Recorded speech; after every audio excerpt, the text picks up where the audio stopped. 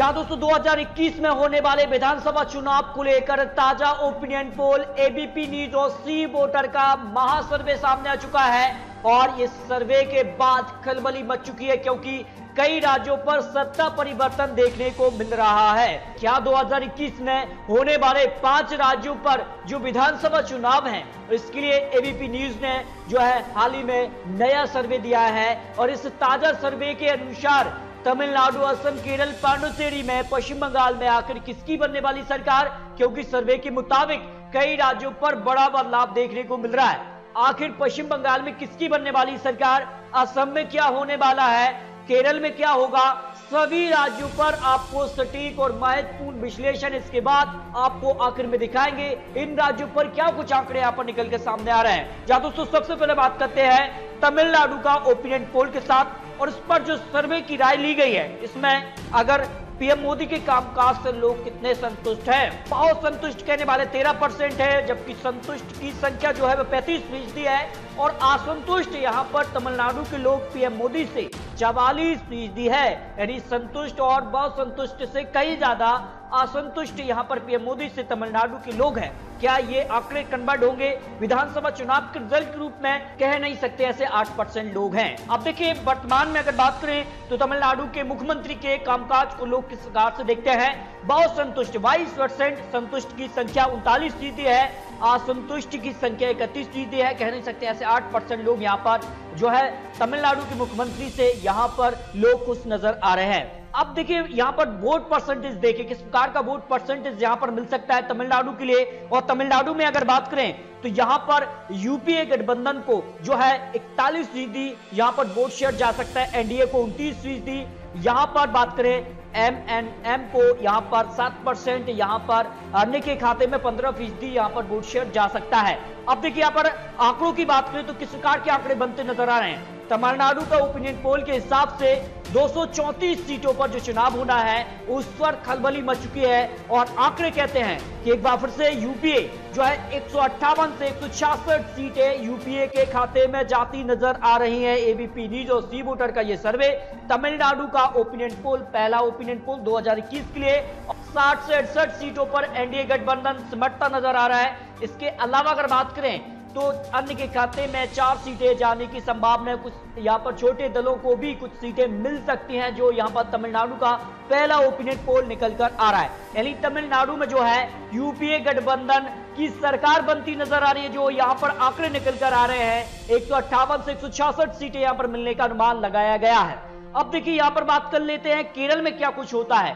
केरल में क्या कुछ यहाँ पर आंकड़े निकल कर आ रहे हैं। केरल की अगर बात करें तो केंद्र सरकार से आप कितने संतुष्ट हैं, सवाल को लेकर जनता के बीच जो यहाँ पर सर्वे कराया गया है, इस सर्वे के मुताबिक अगर बात करें तो बहुत संतुष्ट मोदी सरकार यानी केंद्र सरकार के कामकाज से 30% लोग आते हैं, जबकि संतुष्ट की संख्या यहाँ पर 28% है। असंतुष्टि जो यहाँ पर व्यक्त की जा रही है 41% लोग जो है केंद्र सरकार से जो है यहाँ पर संतुष्ट नजर नहीं आ रहा है, असंतुष्ट है, कह नहीं सकते ऐसे 1% है। यानी केरल ओपिनियन पोल में जो है असंतुष्ट की संख्या यहाँ पर ज्यादा निकलकर सामने आ रही है। अब देखिए मुख्यमंत्री के कामकाज से लोग कितने खुश हैं इस पर देखिए राय। बहुत संतुष्ट 48%, संतुष्ट 35%, जबकि असंतुष्ट केवल 16% लोग निकल कर आते हैं। केरल के लिए ये बड़ा उलटफेर हो सकता है और केरल में ये माना जाता है कि हर 5 साल के बाद सत्ता परिवर्तन देखने को मिलता है। तो क्या कुछ आंकड़े बनने वाले हैं केरल के लिए। केरल की बात करें तो एलडीएफ को 42% वोट शेयर जा सकता है, यूडीएफ को 35%, जबकि बीजेपी को 15% और उधर के लिए जो है 8% वोट शेयर मिल सकता है। एबीपी न्यूज और सी वोटर के हिसाब से केरल के लिए ये ओपिनियन पोल 140 सीटों पर यह सर्वे सामने आ रहा है। अब देखिए अगर इसको कन्वर्ट किया जाए सीटों में किस प्रकार से कन्वर्ट यहां पर होता नजर आ रहा है। जो ओपिनियन पोल के आंकड़े हैं एलडीएफ की एक बार फिर से सरकार बनती नजर आ रही है, यानी केरल में लेफ्ट गठबंधन का यहां पर एक बार फिर से सरकार में वापसी हो रही है, यानी लगातार सरकार में वापसी कर रही है क्योंकि केरल में हर 5 वर्ष बाद यहां पर सत्ता परिवर्तन देखने को मिलता है। लेकिन इस बार जो है एलडीएफ जो है दूसरी बार सरकार में बन सकती है। ये आंकड़े यहां पर निकल कर आ रहे हैं। जबकि यूडीएफ की बात करें तो 49 से 57 सीटें यहां पर मिल सकती हैं, जबकि बीजेपी को यहां पर 0 से 2 सीटें, उधर को भी 0 से 2 सीटें मिल सकती हैं। केरल के लिए ये आंकड़े यहां पर निकल कर सामने आ रहे हैं। अगले राज्य की बात करें तो पांडिचेरी के लिए भी जो है आंकड़े ओपिनियन पोल निकल कर सामने आ चुका है और इस हिसाब से 30 विधानसभा सीटें यहां से आती हैं और 30 विधानसभा सीटों पर अगर वोट शेयर की बात करें, एसडीए जो गठबंधन है और इसके हिसाब से इस गठबंधन में यहां पर कांग्रेस शामिल है और इसमें 43% वोट शेयर इस गठबंधन को जा सकता है और 44% वोट शेयर एनडीए के खाते में जा रहा है। यानी जो पांडिचेरी है उसमें बड़ा उलटफेर यहां पर हो सकता है, जबकि एमएन जो पार्टी है उसको 2% वोट शेयर और 11% वोट शेयर अन्य के खाते में जा सकता है। इस हिसाब से कांग्रेस गठबंधन के हाथ से सत्ता फिसल सकती है। जो आंकड़े निकल कर आ रहे हैं एनडी पांडिचेरी के लिए जो आंकड़े हैं, इस हिसाब से जो कांग्रेस गठबंधन है उसको 12 से 16 सीटें मिलने की संभावना यहां पर दिखाई जा रही है। 30 विधानसभा सीटों में से 16 सीटों पर यहां पर सरकार बहुमत में आ जाती है और एनडीए गठबंधन 14 से 18 सीटों पर सिमट सकता है।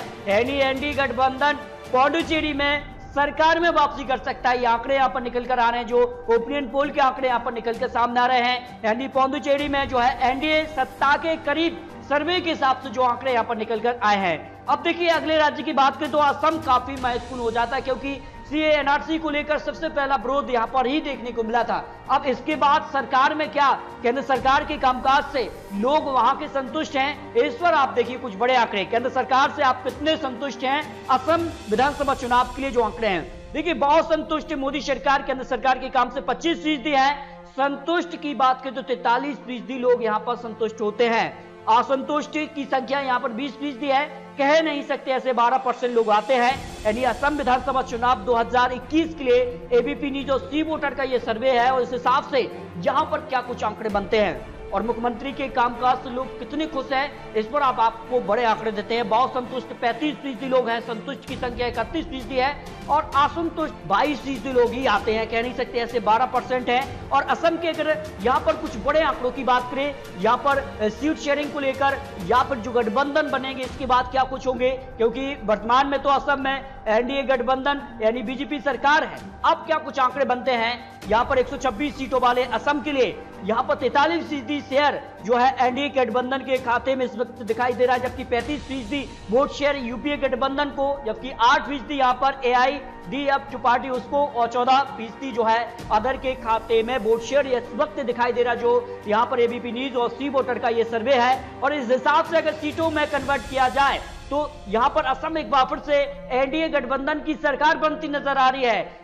73 से 81 सीटें एनडीए गठबंधन को दिखाई दे रही हैं, जबकि यहां पर अमित शाह ने यहां पर ऐलान किया है कि बीजेपी यानी एनडीए गठबंधन 100 का आंकड़ा पार कर पाएगा। तो ये तो आने वाला समय ही बताएगा। जबकि यूपीए गठबंधन को 36 से 44 सीटें यहां पर मिलने की संभावना है। 64 सीटों पर पूर्ण बहुमत की सरकार असम विधानसभा चुनाव के लिए आते हैं, जबकि यहां पर एआईडीएफ जो गठबंधन उसको 5 से 9 सीटें उधर के खाते में भी 0 से 4 सीटें यहां पर जा सकती हैं, जो यहां पर सर्वे के आंकड़े और बड़े आंकड़े यहां पर निकल कर आ रहे हैं। अब देखिए सबसे बड़ा राज्य पश्चिम बंगाल, सबसे चुनौतीपूर्ण और सबसे कांटे का मुकाबला यहां पर दिखाई दे रहा है, क्योंकि केंद्र सरकार काफी समय से यहां पर अपनी पूरी जड़ें जमाने का प्रयास कर रही है। क्या ये जो काम मोदी सरकार हो या फिर अमित शाह लगातार यहां पर दौरों पर है, इसके बाद क्या केंद्र सरकार पहली बार पश्चिम बंगाल में अपनी सरकार बना पाएगी या नहीं, इस पर एबीपी न्यूज और सी वोटर का सटीक और महत्वपूर्ण सर्वे भी सामने आ चुका है। इस हिसाब से केंद्र सरकार से आप कितने संतुष्ट हैं, पश्चिम बंगाल के लोगों पर यह सर्वे है बहुत संतुष्ट। 33% लोगों का मानना है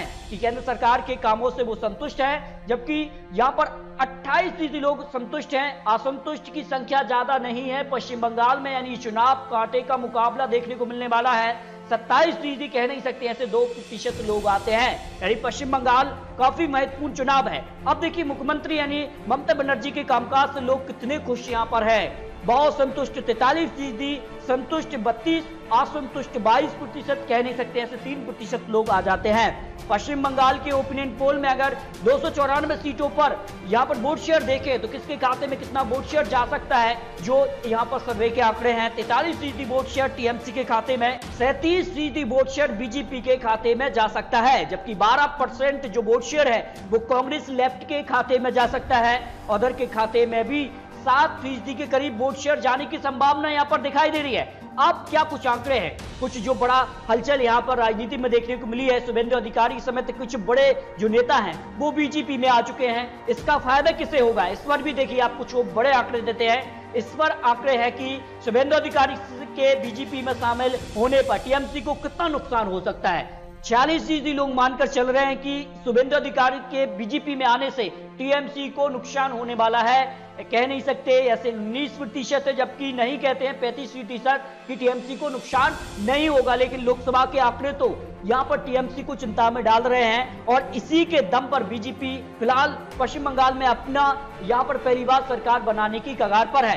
सौरभ गांगुली बीजेपी के सीएम उम्मीदवार, वो तो पार्टी को फायदा होगा ही नहीं, क्योंकि दादा जो कहीं ना कहीं क्रिकेट में भी एक दमदार परफॉर्मेंस दी थी, तो क्या राजनीति के मैदान में उतरकर वो बीजेपी को एक वो पारी यहां पर खेलकर दिखाएंगे जो कहीं ना कहीं बीजेपी को एक जीत की तरफ बढ़ाएगी। इस पर लोगों का मानना है कि 48% लोग मानकर चल रहे हैं कि सौरभ गांगुली अगर जो है बीजेपी के साथ चुनावी मैदान में उतरते हैं तो फिर बीजेपी को फायदा हो जाएगा।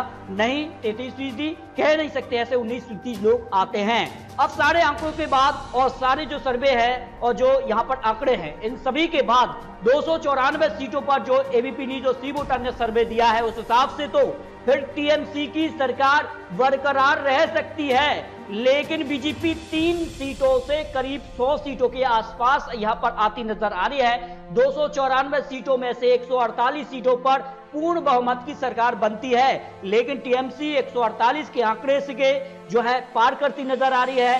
बीजेपी करीब 40 से 48 सीटें पीछे रह रही है। आने वाले समय में क्या बीजेपी जो गैप दिख रहा है, जो अंतर दिखाई दे रहा है, क्या इस अंतर को पूरा कर पाएगी या फिर कुछ बड़ा यहां पर होगा जो यहां पर अब तक नहीं हुआ है। यहां पर कांग्रेस लेफ्ट की बात करें तो ये गठबंधन लगभग फाइनल माना जा रहा है। अजहरुद्दीन ओवैसी चुनावी मैदान में उतरते हैं तो टीएमसी को कितना नुकसान होगा, ये भी काफी महत्वपूर्ण हो जाता है, क्योंकि करीब 40 से 50 सीटों पर जो है अजहरुद्दीन ओवैसी भी काफी असर डाल सकते हैं और ये कहीं ना कहीं बीजेपी को फायदा दिला सकता है, जो जानकर मानकर चल रहे हैं। यहां पर बात करें तो उधर के खाते में 2 से 6 सीटें जा सकती हैं, लेकिन इफेक्ट कई सीटों पर अजहरुद्दीन ओवैसी चुनावी मैदान में डाल सकती है, आंकड़े हैं। लेकिन एबीपी न्यूज और सी वोटर के जो ओपिनियन पोल हैं, आंकड़े हैं, बड़ा सर्वे है, इस हिसाब से फिर बड़ा उलटफेर होता नजर आ रहा है। पांडुचेरी में यहां पर एनडीए गठबंधन की सरकार बन सकती है। असम में एनडीए गठबंधन सरकार आराम से बनती नजर आ रही, जो आंकड़े हैं। पश्चिम बंगाल में बड़ा उलटफेर हो सकता है, टीएमसी को झटका भी हो सकता है और कहीं ना कहीं बड़ा उलटफेर होने की संभावना है। असम में इसके अलावा बात करें तो तमिलनाडु में यूपीए गठबंधन की सरकार बनती नजर आ रही है। केरल में एलडीएफ जो है यहां पर सरकार में बरकरार रह सकता है, जो आंकड़े यहां पर निकल कर आए हैं। तो दोस्तों आपको क्या लगता है, अपनी राय कमेंट बॉक्स में रखिए। आखिर इन 5 राज्यों पर किसकी बनेगी सरकार, क्या कुछ होगा, तो और सटीक और महत्वपूर्ण विश्लेषण के साथ फिर मिलते हैं। तब तक के लिए जय हिंद, जय भारत।